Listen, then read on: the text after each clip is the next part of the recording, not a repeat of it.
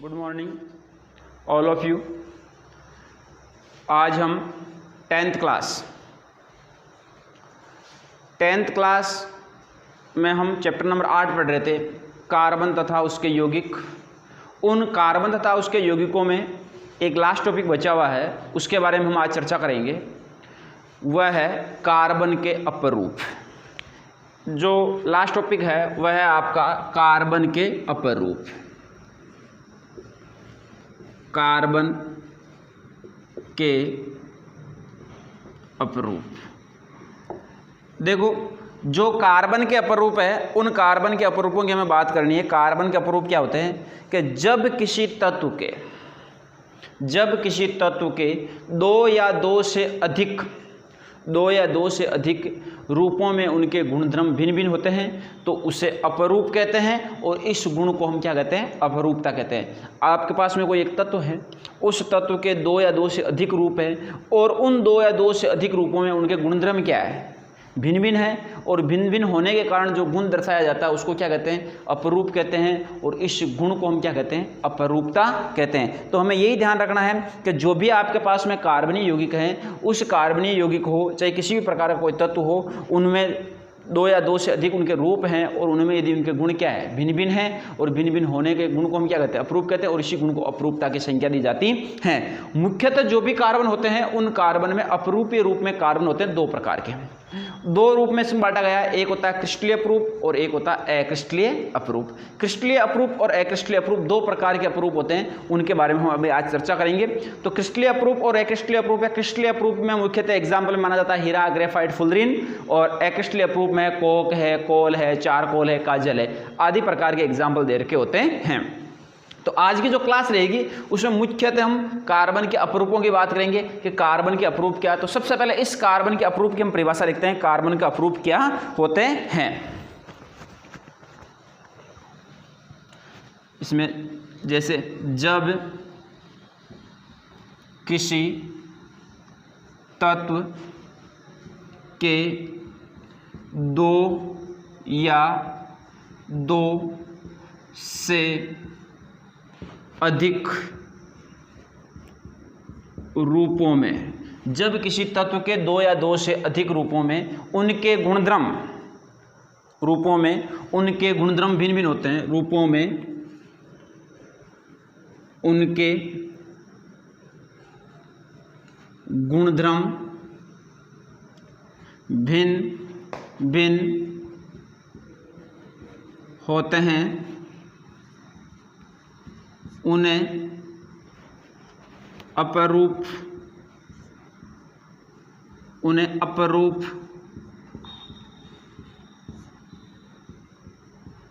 कहते हैं, तथा इस गुण को अपरूपता कहते हैं। इस गुण को क्या कहते हैं? अपरूपता कहते हैं। कि जब किसी तत्व के दो या दो से अधिक रूपों में उनके गुण भिन्न भिन्न होते हैं, भिन्न भिन्न प्रकार के उसमें गुण पाए जाते हैं। कोई एक तत्व है और उसके रूप कैसे हो गए? एक से अनेक रूप हो गए, तो उनके गुण कैसे हैं? भिन्न भिन्न है। तो इस गुण को क्या कहते हैं? अपरूप कहते हैं, यानी उसे अपरूप कहते हैं, और इसी गुण को किसकी संख्या दी जाती है? अपरूपता की संख्या दी जाती है। तो मोस्टली हमें ये ध्यान रखना है कि अपरूपता किसे कहते हैं, अपरूपता की परिभाषा ध्यान रखने, अपरूपता की परिभाषा क्या होती है। अब हमें कार्बन के अपरूप को हम कितने भागों में बांटते हैं? दो भागों में बांटते हैं। तो हम ऐसे लिखेंगे, कार्बन के अपरूप को दो भागों में बांटा गया है। कार्बन के अपरूप को कितने भागों में बांटा गया? दो भागों में बांटा गया है। अब इस कार्बन के अपरूप के दो भाग कौन कौन से हैं? नंबर एक तो कौन से होते हैं? क्रिस्टलीय, और नंबर दो कौन से होते हैं? अक्रिस्टलीय। तो इसके दो भाग होते हैं, एक तो होता है क्रिस्टलीय अपरूप, और नंबर दो होता है अक्रिस्टलीय अपरूप। अक्रिस्टलीय अपरूप। तो ये दो पार्ट होते हैं, एक तो होता है क्रिस्टलीय अपरूप, एक कौन सा होता है अक्रिस्टलीय अपरूप। जो क्रिस्टलीय अपरूप और अक्रिस्टलीय अपरूप हैं उन दोनों की हम बात करते हैं कि क्रिस्टलीय अपरूप क्या होते हैं और अक्रिस्टलीय अपरूप क्या होता है। तो सबसे पहले हम क्रिस्टलीय अपरूप अक्रिस्टलीय अपरूप के एग्जाम्पल देख लेते हैं, उनके बाद में उनकी परिभाषाओं की बात करेंगे। तो क्रिस्टलीय अपरूप में जो एग्जाम्पल आता है उसमें जैसे हम लिखते हैं नंबर 1 हीरा, नंबर 2 ग्रेफाइट और नंबर 3 फुलरीन। इसके बाद में जो अक्रिस्टलीय अपरूप है इसमें लेते हैं हम कोक, कोल, चारकोल, कोक, कोल, चारकोल और नंबर 4 हम ले लेते हैं काजल, काजल। तो इस प्रकार के ये क्या होते हैं हमारे पास में अक्रिस्टलीय अपरूप होते हैं। अब सबसे पहले हम बात करते हैं कि भाई क्रिस्टलीय अपरूप क्या है या क्रिस्टलीय अपरूप की संख्या किसे दी गई है या क्रिस्टलीय अपरूप किसे कहा जाता है। तो सबसे पहले हम बात करेंगे क्रिस्टलीय अपरूप की। कि क्रिस्टलीय अपरूप क्या होते हैं कि कार्बन के वह अपरूप जिनकी ज्यामितीय व्यवस्था निश्चित और नियमित व्यवस्था में व्यवस्थित रहती हैं उन्हें हम कौन से अपरूप कहते हैं, क्रिस्टलीय अपरूप कहते हैं। यानी जिनकी जो ज्यामिति बनती है वह निश्चित और नियमित व्यवस्था में व्यवस्थित रहती है तो उनको तो क्या कहते हैं, क्रिस्टलीय अपरूप कहते हैं। और कार्बन के वह रूप जिसमें जिनकी ज्यामिति है यानी जो ज्यामिति है वह निश्चित और नियमित व्यवस्था में नहीं रहती है उन्हें कौन से अपरूप कहते हैं, अक्रिस्टलीय अपरूप कहते हैं। तो सबसे पहले हम क्रिस्टलीय अपरूप, उसके बाद में अक्रिस्टलीय अपरूप। क्रिस्टलीय अपरूप में उनकी ज्यामिति निश्चित और नियमित व्यवस्था में रहेगी और उनमें उनकी ज्यामिति निश्चित और नियमित व्यवस्था में नहीं रहेगी। तो अब ज्यामिति निश्चित और नियमित व्यवस्था में उनको क्या कहेंगे, क्रिस्टलीय अपरूप कहेंगे। तो इसकी हम परिभाषा लिख देते हैं, क्रिस्टलीय अपरूप की परिभाषा किस प्रकार से जानी जाती है।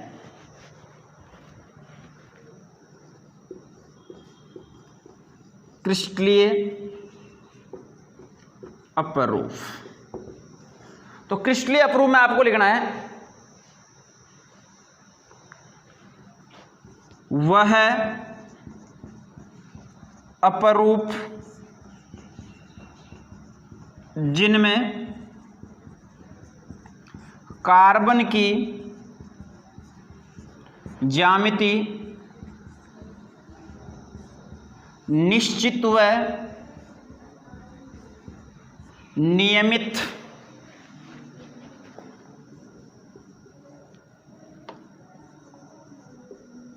व्यवस्था में व्यवस्थित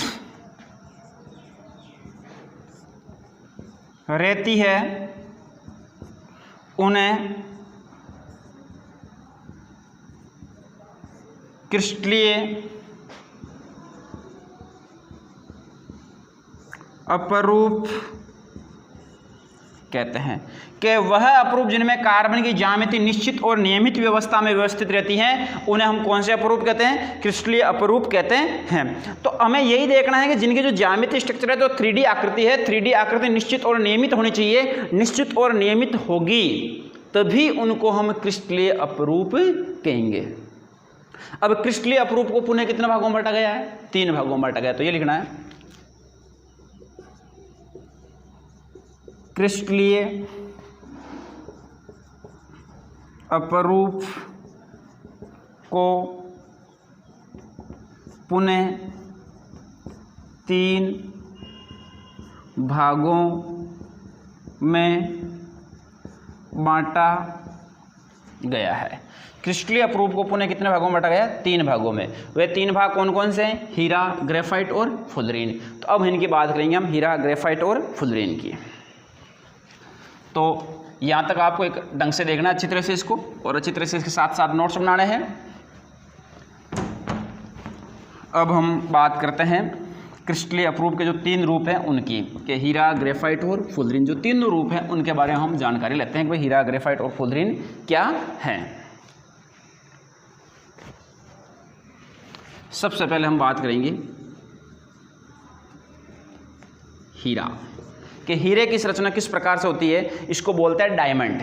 कि डायमंड कैसा होता है, डायमंड की हम बात करेंगे। डायमंड किस प्रकार से व्यवस्थित किया जाता है, कि सबसे पहले ये कहेंगे कि यह कार्बन की चतुस्संयोजी संरचना होती है। किस प्रकार की संरचना होती है, चतुस्संयोजी संरचना होती है। चतुस्संयोजी संरचना का मतलब है कि ये कार्बन है और ये कार्बन की इस प्रकार की व्यवस्था में व्यवस्थित रहता है। तो जो इस प्रकार की व्यवस्था होती है कार्बन की, उस कार्बन की व्यवस्था को हम कौन सी संरचना कहते हैं? चतुस्संयोजी संरचना कहते हैं। दूसरी चीज ये कहेंगे कि हीरा होता है ये कार्बन का एक शुद्धतम रूप होता है, अति शुद्ध रूप माना जाता है। कार्बन का अति शुद्ध किसको माना जाता है? हीरे को माना जाता है। तीसरी चीज कहेंगे कि जो कार्बन है यहाँ पे, जो कार्बन के मध्य जो बंध लंबाई रहेगी इसमें, वह कार्बन के मध्य बंध लंबाई रहेगी 154 एंगस्ट्रॉन। कितनी रहेगी? 154 एंगस्ट्रॉन के रूप में। तो कार्बन के मध्य इसकी पाई जाने वाली जो बंध लंबाई होती है वह होती है 154 एंगस्ट्रॉन। और इसके अलावा इसका जो गलनांक होता है वह गलनांक होता है 3843 केल्विन। कितना होता है? 3843 केल्विन। ये इस कार्बन की कुछ मुख्य बातें हैं, उन्हें हमें ध्यान रखना है। और हम ये कह सकते हैं कि ये एक अतिसंयोजी कठोर तत्व होता है और अतिसंयोजी कठोर तत्व पाया जाता है। और इसमें कार्बन के मध्य सहसंयोजक प्रबल सहसंयोजक बल पाया जाता है। कौन सा बल पाया जाता है? प्रबल सहसंयोजक बल पाया जाता है। यदि हम हीरे की बात करेंगे, इसका उपयोग किसमें किया जाता है? तो हीरे का उपयोग सामान्यतः चट्टानों या पत्थर होते हैं उनको काटने की जो मशीनें होती हैं उनमें उपयोग किया जाता है। दूसरी चीज़ कह सकते हैं कि हीरे का उपयोग कांच काटने में किया जाता है। सामान्यतः जो कांच काटने में उपयोग किया जाता है हीरे का, कहते हैं कांच काटने में HF अम्ल का भी उपयोग किया जाता है। ये कंप्यूटेशनल क्वेश्चन बनता है यहाँ पे कि कांच काटने में निम्न में से किसका उपयोग किया जाता है? हीरा नहीं हो तो वहाँ पे क्या हो सकता है? HF अम्ल, हाइड्रोफ्लोरिक अम्ल का भी उपयोग किया जाता है। और हीरे को जो मापने की इकाई होती है वह कैरेट होती है। और यहाँ पे कैरेट सोने जैसा नहीं होता है, इसमें कैरेट की इकाई क्या होती है? भिन्न होती है। यानी इसमें जो हीरे को मापा जाता है उसका मान होता है कैरेट में, जो मान होता है 0.2 ग्राम के रूप में। एक कैरेट बराबर है यहाँ पे 0.2 ग्राम। तो सोने को इस रूप में माना जाता है, कैरेट के रूप में माना जाता है, उसका मान होता है 0.2 ग्राम। तो ये चीज़ हमें ध्यान होनी चाहिए हीरे के बारे में, कुछ छोटी बड़ी बातें। इसको हम एक बार नोट्स के रूप में जिस प्रकार से लिखना है उसी रूप में लिख देते हैं। देखिए, सबसे पहले यदि हम इसकी बात करें तो हम ये कहेंगे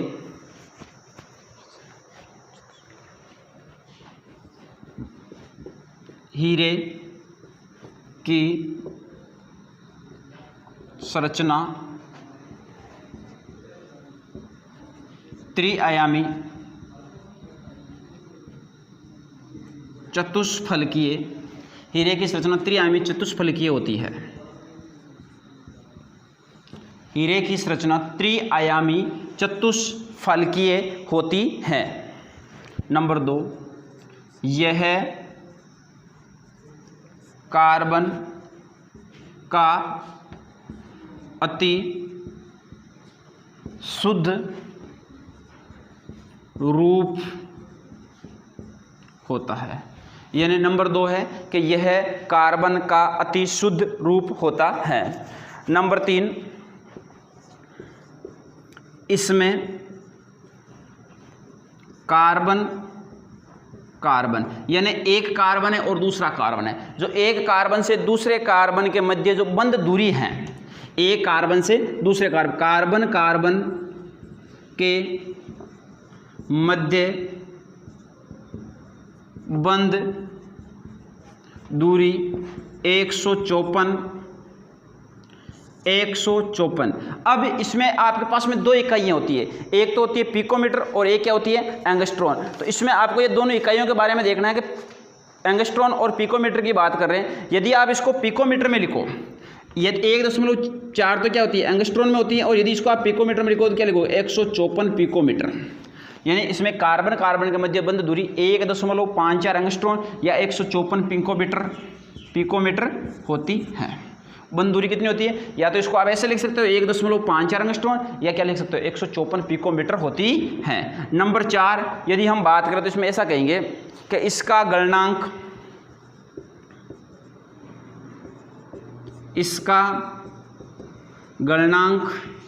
3843 केल्विन होता है। यदि सेंटीग्रेड करना तो इससे क्या कर लेना आप 273 क्या कर लेना? माइनस कर लेना 273। अब इसके बाद में गलनांक आ गया। गलनांक के बाद में हम ये कहेंगे कि ये विद्युत का कैसा होता है? हीरा विद्युत का पूर्ण रूप से क्या होता है? कुचालक। तो इसमें लिखना यह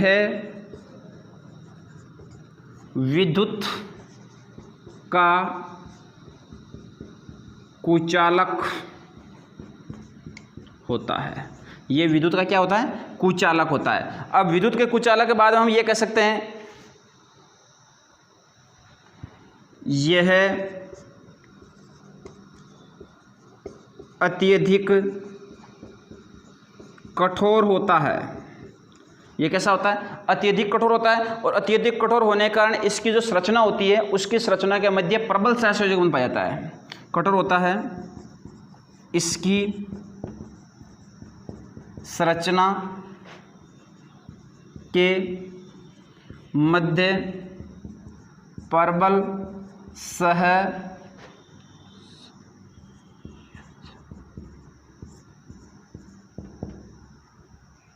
बल पाया जाता है। इसकी संरचना के मध्य प्रबल सहसंयोजक बल पाया जाता है, जिस कारण यह क्या होता है? अत्यधिक कठोर होता है।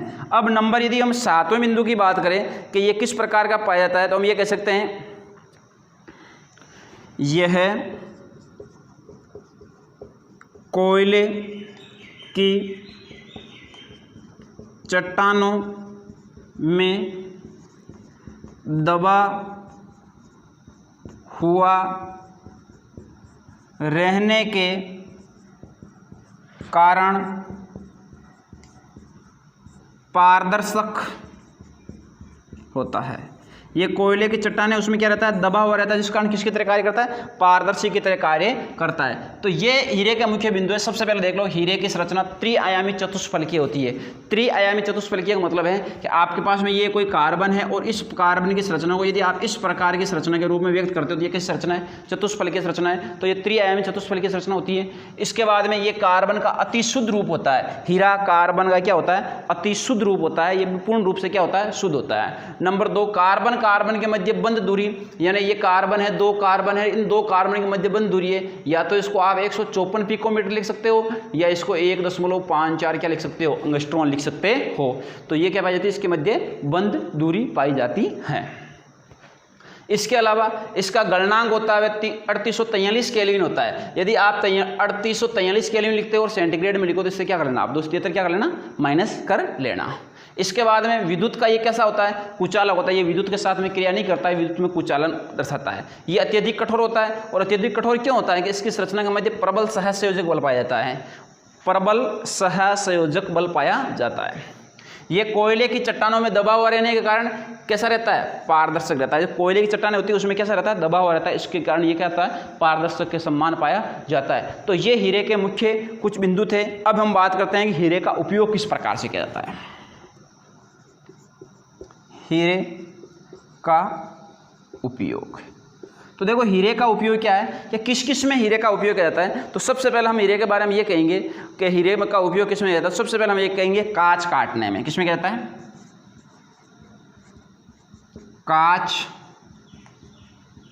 काटने में। कांच काटने में हीरे का उपयोग किया जाता है। नंबर 2 हम ये कह सकते हैं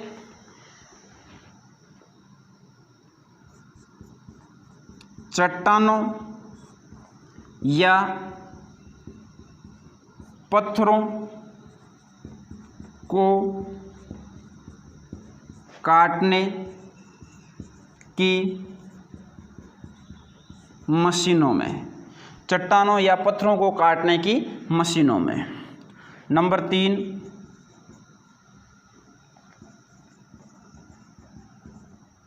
आभूषणों में। जितने भी आभूषण बनाए जाते हैं उनमें भी किसका उपयोग जाता है? हीरे का उपयोग किया जाता है। और नंबर 4 लिख सकते हो आप, इम्पोर्टेंट है, फोनोग्राम की सुई बनाने में। जो फोनोग्राम की सुई है उसको बनाने में किसका उपयोग रहता है? हीरे का उपयोग रहता है। तो कांच काटने में, चट्टानों या पत्थरों को काटने की मशीनों में, आभूषण बनाने में और फोनोग्राम की सुई बनाने में, इन चीज़ों में हीरे का उपयोग किया जाता है विशेष तौर से। अब इसमें आप 2 बातें विशेष तौर से नोट करके लिख लेना, अलग से हैं, उनको आप विशेष तौर से ध्यान रखना। नोट डाल के अलग से नोट कर लेना कि विशेष क्या बात है। नंबर 1 बात तो है कांच काटने में HF अम्ल का भी उपयोग किया जाता है। जो हाइड्रोफ्लोरिक अम्ल है इसका उपयोग भी कांच काटने में किया जाता है। और नंबर 2, हीरे को जो मापने की इकाई होती है वह होती है कैरेट। क्या होती है? कैरेट। और हीरे को कैरेट में मापा जाता है और यहाँ पे 1 कैरेट बराबर होता है 0.2 ग्राम। तो ये विशेष तौर से ध्यान रखना। सोने को भी किस में मापा जाता है? कैरेट में मापा जाता है, लेकिन उस इकाई में और इस इकाई में क्या है? अंतर है। हीरे को भी किस में मापा जाता है? कैरेट में मापा जाता है, लेकिन इसका मान कितना होता है? 0.2 ग्राम। तो ये चीज़ें आपको हीरे में ध्यान देनी है। एक बार वापस देख लो, ये त्रिआयामी चतुष्फलक में आ जाता है। यह कार्बन का अति शुद्ध रूप है।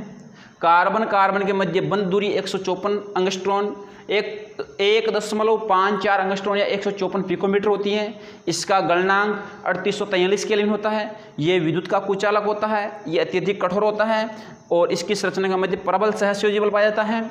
और ये कोयले की चट्टानों में लंबे समय तक दबा रहने के कारण किस तरह पाया जाता है? पारदर्शक पाया जाता है। यदि इसके उपयोग की बात करें, ये कांच काटने में उपयोग होता है, ये चट्टानों या पत्थरों को काटने की मशीनों में उपयोग होता है, आभूषण बनाने में उपयोग आता है और फोनोग्राम की सुई बनाने में उपयोग आता है। अब हमें देखनी है इसकी संरचना कि ये किस प्रकार की संरचना में निरूपित रहता है। तो आपको यहाँ पे जो संरचना है उस संरचना में आपको जो 3D आकृति आएगी उसके बारे में हम जो बताएंगे आपको, भाई संरचना किस प्रकार से होती है। संरचना में एक छोटी सी संरचना आपको बना के बता देता हूँ। इस प्रकार से ये क्या होता है? व्यक्त किया जाता है।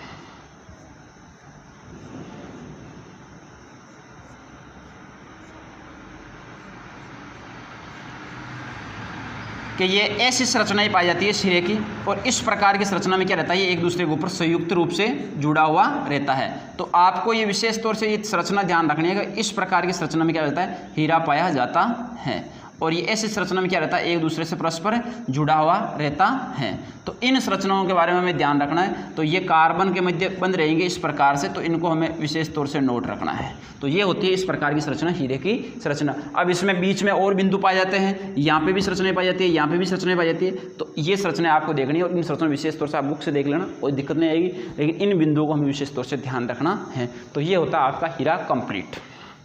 अब हीरे के बाद में नंबर 2 कौन आता है? ग्रेफाइट। उसकी बात करेंगे हम ग्रेफाइट की। तो अब हम बात करते हैं ग्रेफाइट।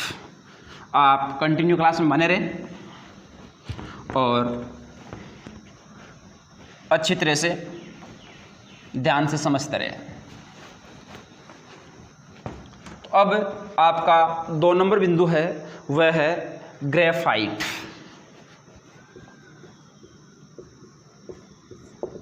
ग्रेफाइट। अब देखो हम 2 नंबर बिंदु की बात करते हैं, भाई ग्रेफाइट क्या होता है या इसको किस प्रकार से निरूपित किया जाता है।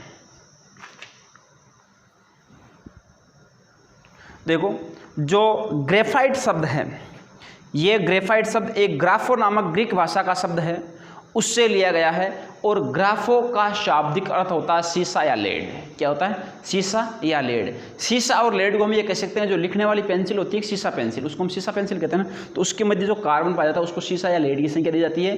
तो ग्रेफाइट शब्द है, ये ग्राफो नामक ग्रीक भाषा के शब्द से लिया गया है और उसका शाब्दिक अर्थ होता है शीशा या लेड। दूसरे शब्दों में ये कह सकते हैं कि ग्रेफाइट होता है ये क्रिस्टलीय अपरूप होता है।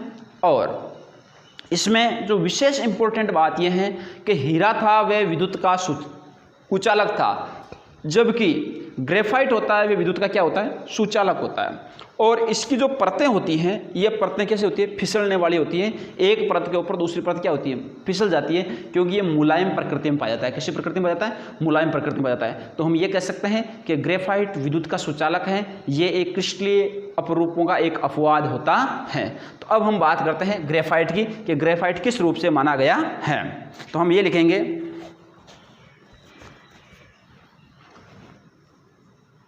ग्रेफाइट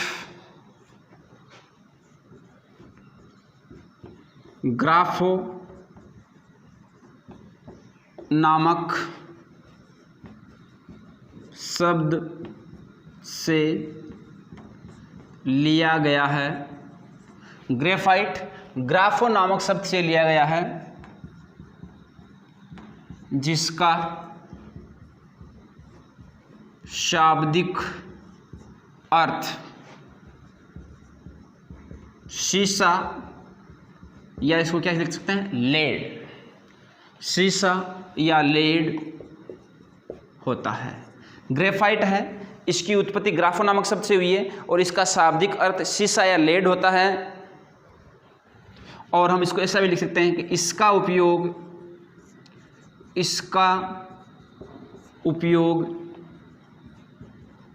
लिखने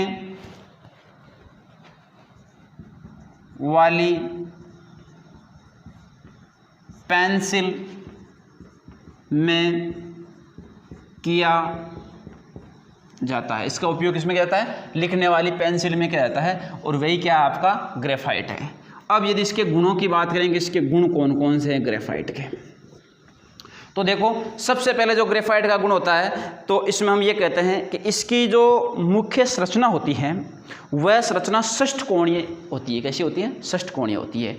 और इनमें जो कार्बन होते हैं, उन कार्बन के मध्य दुर्बल सहसंयोजक, जिसको हम दुर्बल सहसंयोजक बल कह सकते हैं, या दुर्बल सहसंयोजक बल के कारण ये क्या होती है, एक परत दूसरी परत के ऊपर क्या कर सकती है, आसानी से फिसल सकती हैं, क्योंकि ये मुलायम होती हैं, चिकनी होती हैं, इस कारण ये एक दूसरे के ऊपर क्या कर सकती हैं, फिसल सकती हैं। और ये विद्युत का कैसा होता है, सुचालक होता है। तो सबसे पहले हम गुणों में बात करेंगे कि इसके मुख्य इंपॉर्टेंट गुण कौन कौन से हैं। तो पहला गुण इसमें ये लिखेंगे हम,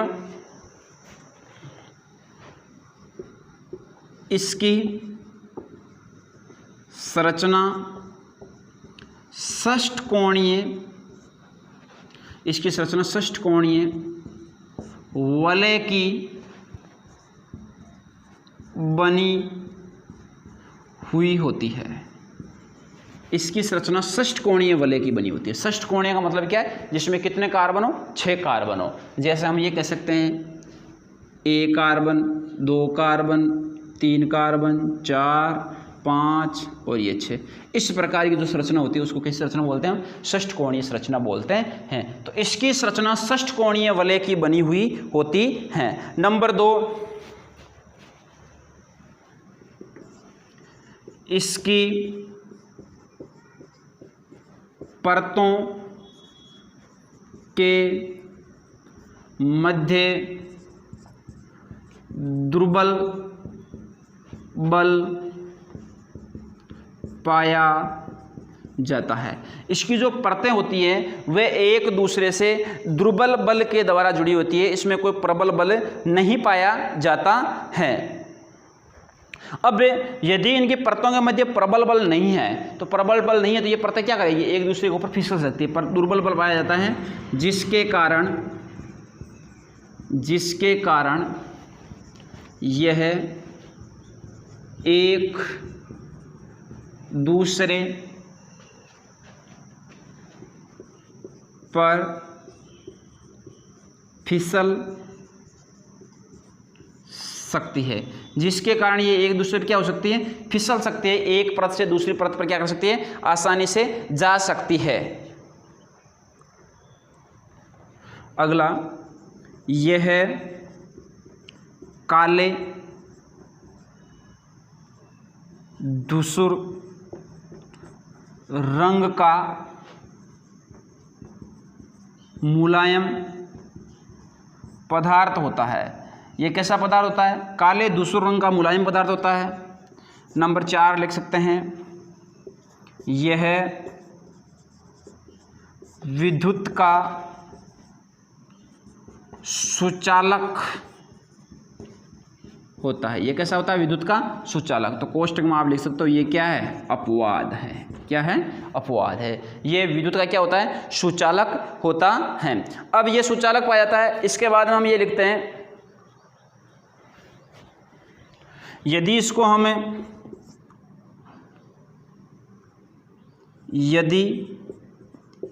इसे 800 सेंटीग्रेड ताप पर गर्म किया जाता है, यदि इसको 800 सेंटीग्रेड ताप पर क्या किया जाता है, गर्म किया जाता है, तो गर्म करने के दौरान इसमें जो CO2 है, CO2 वायुमंडल में चली जाती है और किसी प्रकार का अशुद्धि नहीं बचती है, और किसी प्रकार की अशुद्धि नहीं बचती है, अशुद्धि नहीं बचती है, नहीं बनती है, ऐसे लिख लो। यदि आपके पास में ग्रेफाइट है और इसको 800 सेंटीग्रेड ताप पर आप गर्म करते हो तो ये पूर्ण रूप से वायुमंडल में मुक्त हो जाता है, यानी इससे किसी भी प्रकार का अन्य अपशिष्ट पदार्थ शेष नहीं बचता है। तो ये होता है आपका ग्रेफाइट। अब ग्रेफाइट के ये तो थे मुख्य गुण। इन गुणों के बाद में हम देखते हैं कि ग्रेफाइट के उपयोग क्या क्या होते हैं, किन किन में ग्रेफाइट का उपयोग किया जाता है। तो सबसे पहले हम ग्रेफाइट के उपयोगों की बात करेंगे, कौन कौन से इसके मुख्य उपयोग हैं। तो एक बार पुनः पहले इसको देख लेते हैं कि जो ग्रेफाइट है वह ग्राफो नामक शब्द से लिया गया है, और जिसका शाब्दिक अर्थ क्या होता है, शीशा या लेड होता है। और शीशा और लेड होते हैं जिसको हम सामान्यतः किस में उपयोग करते हैं, शीशा पेंसिल के रूप में उपयोग करते हैं। अब गुणों में इसकी संरचना कैसी होती है, षष्ठकोणीय वलय होती है, यानी 6 कार्बन से मिलकर जो संरचना होती है उसको कौन सी संरचना कहते हैं, षष्ठकोणीय संरचना कहते हैं। इसकी परतों के मध्य दुर्बल बल पाया जाता है, और दुर्बल बल पाए जाने के लिए ये परतें होती है वे एक दूसरे के ऊपर क्या हो सकती है, फिसल सकती है, आसानी से एक दूसरे के ऊपर ये फिसल सकती है। और ये काले धूसर रंग का मुलायम पदार्थ होता है, यानी काला धूसर रंग होता है, उस प्रकार का मुलायम पदार्थ होता है। मुलायम यानी चिकना कह सकते हैं हम, मुलायम चिकना पदार्थ होता है। इसके मुलायम के आगे आप चिकना भी लिख सकते हो कि चिकना पदार्थ होता है। ये विद्युत का क्या होता है, सुचालित करने प्रवाहित हो जाती है। यदि आपके पास में शीशा पेंसिल है तो शीशा पेंसिल को आप दोनों तरफ से आपने छीन लिया।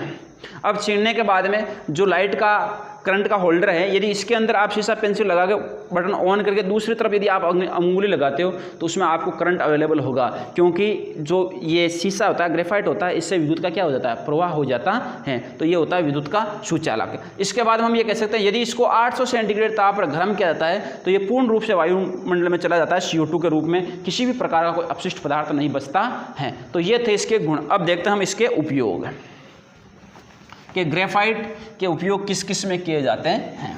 तो ग्रेफाइट के उपयोगों की हम बात करते हैं कि ग्रेफाइट के मुख्य क्या क्या उपयोग हैं।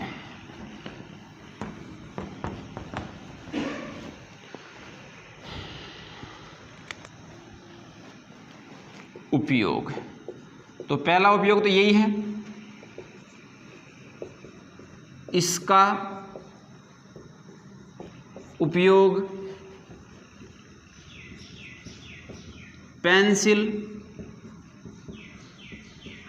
बनाने में किया जाता है। यानी ग्रेफाइट का उपयोग किस में किया जाता है, जो आपके पास में शीशा लेड पेंसिल होती है उसमें उपयोग किया जाता है।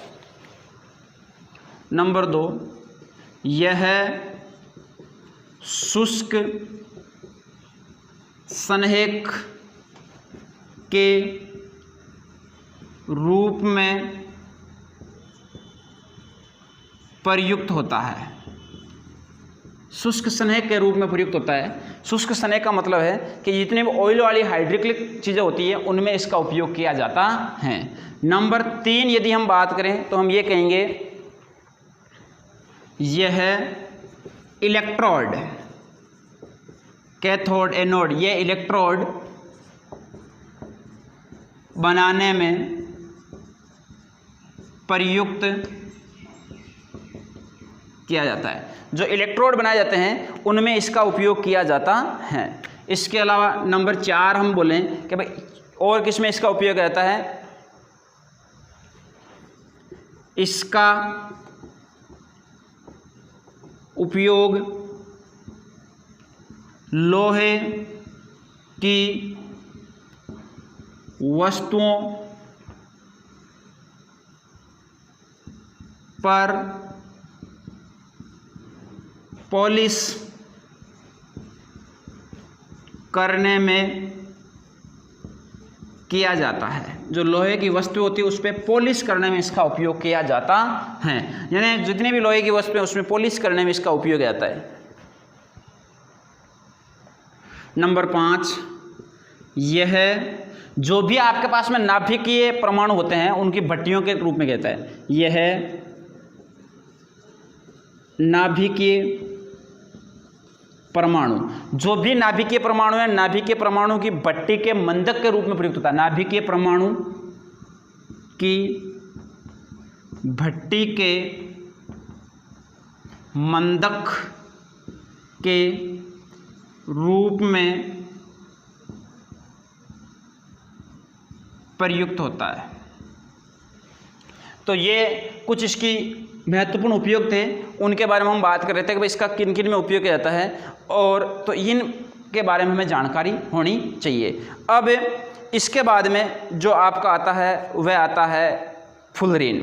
तो इसकी हमें कुछ महत्वपूर्ण बातें हमें ध्यान रखनी है कि इसका उपयोग पेंसिल बनाने में किया जाता है, ये शुष्क सनहे के रूप में प्रयुक्त होते हैं, ये इलेक्ट्रोड बनाने में प्रयुक्त होते हैं, इसका उपयोग लोहे की वस्तुओं को पॉलिश करने में जाता है, और नाभिकीय परमाणु की जो भट्टी होती है उसके मंदक के रूप में भी इसका उपयोग किया जाता है।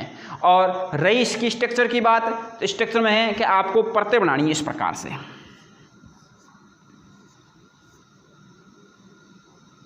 ये इस टाइप की इसमें विशेष तौर से परतें पाई जाती है।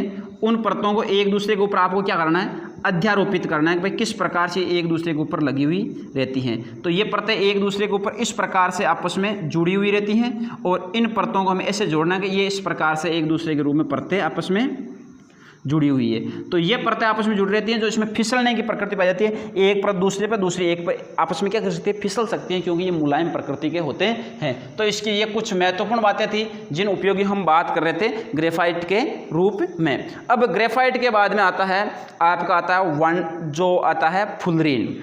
कौन सा आता है, फुलरीन। फुलरीन की बात करेंगे अब हम कि फुलरीन क्या है मुख्य रूप से।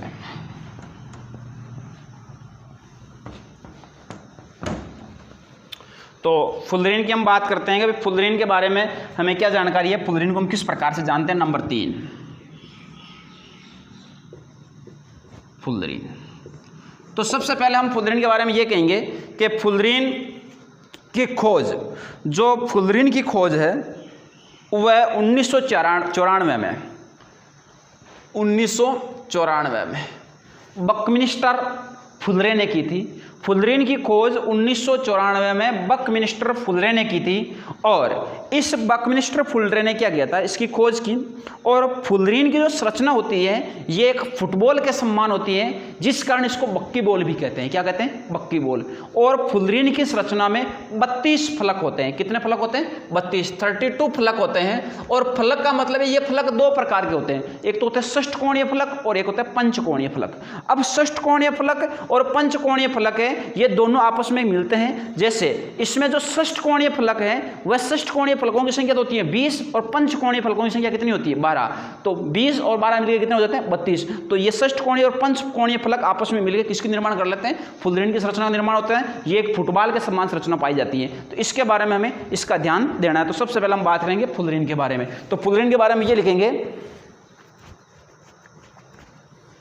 कि सन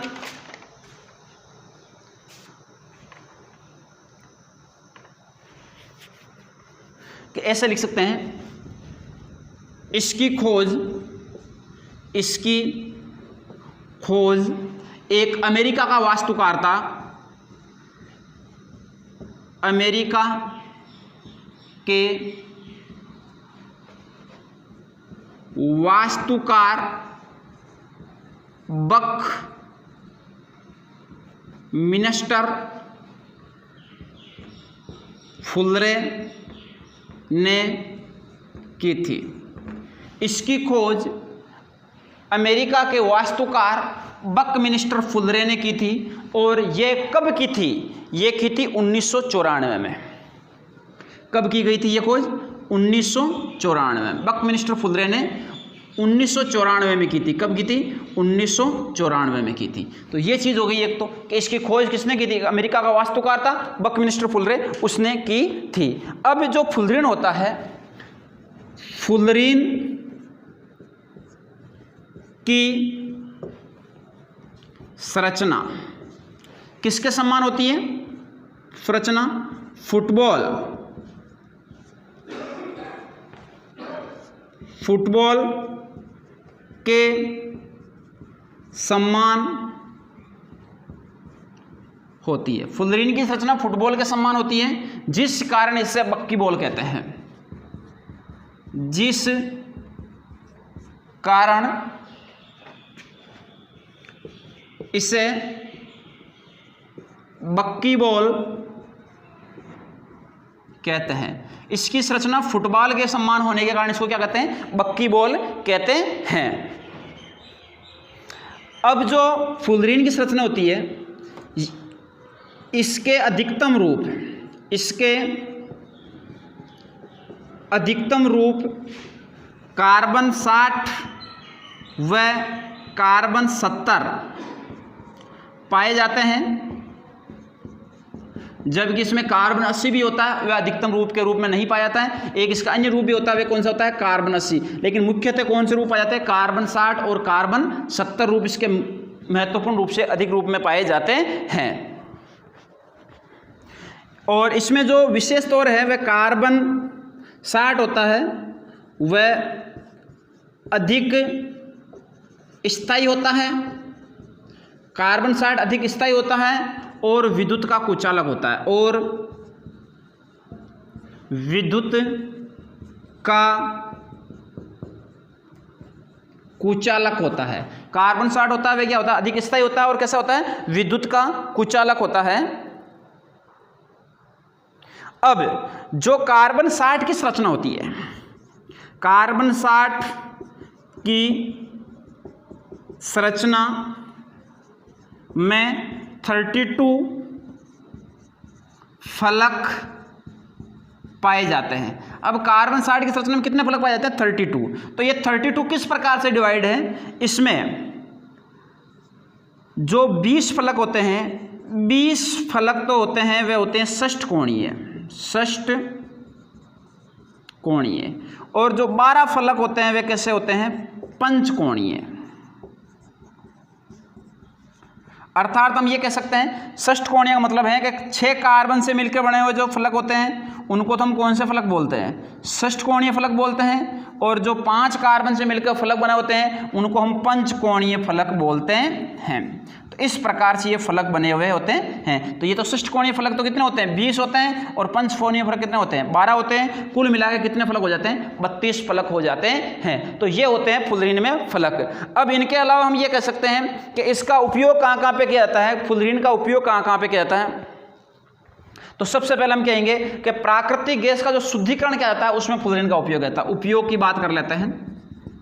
उपयोग में नंबर 1 होता है प्राकृतिक गैस के शुद्धिकरण में।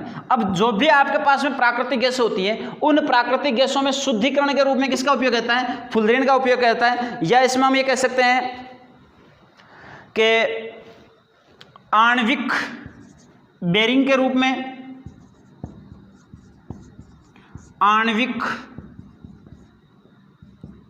बेरिंग के रूप में, या इसके अलावा हम ये कह सकते हैं कि उच्च ताप में, हाई वोल्टेज के रूप में, उच्च ताप के रूप में भी इसका उपयोग किया जाता है। तो ये इसके मुख्य उपयोग पाए जाते हैं किसके?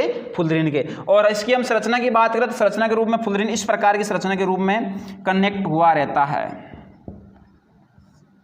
कि ऐसी संरचना पाई जाती है, इसकी फुटबॉल के समान संरचना पाई जाती है, जिसमें आप मुख्यतः इसमें पंचकोणीय वलय भी होती हैं और षष्ठकोणीय वलय भी पाई जाती हैं। तो इन वलय के रूप में हम ये षष्ठकोणीय बना सकते हैं, पंचकोणीय बना सकते हैं। तो इनको हमें एक दूसरे के रूप में क्या करना है? कनेक्ट करना है। और यहाँ पे वलय कैसे दर्शानी है? षष्ठकोणीय, पंचकोणीय वलय, हर दोनों वलय दर्शानी है। तो इस प्रकार ये गोलाकार संरचना होती है। ये डायग्राम आप किताब से अच्छी तरह से देख लेना। तो ये होता है आपका फुलरिन। अब इसमें कुछ जो विशेष हैं उनको हमें देखना है। आपको बोर्ड एग्जाम में क्वेश्चन कैसे हो जाता है? आपको हो जाता है हीरा तथा ग्रेफाइट या फुलरिन के 2 उपयोग लिखिए। उपयोग आपको पता होने चाहिए। या विशेष तौर से जैसे बक्की बॉल किसको कहा जाता है, या फुलरिन की विशेष इंपॉर्टेंस रचना कौन सी है? कार्बन 60 रचना। तो इस प्रकार से इसके क्वेश्चन आते हैं और ये आपका चैप्टर कंप्लीट होता है।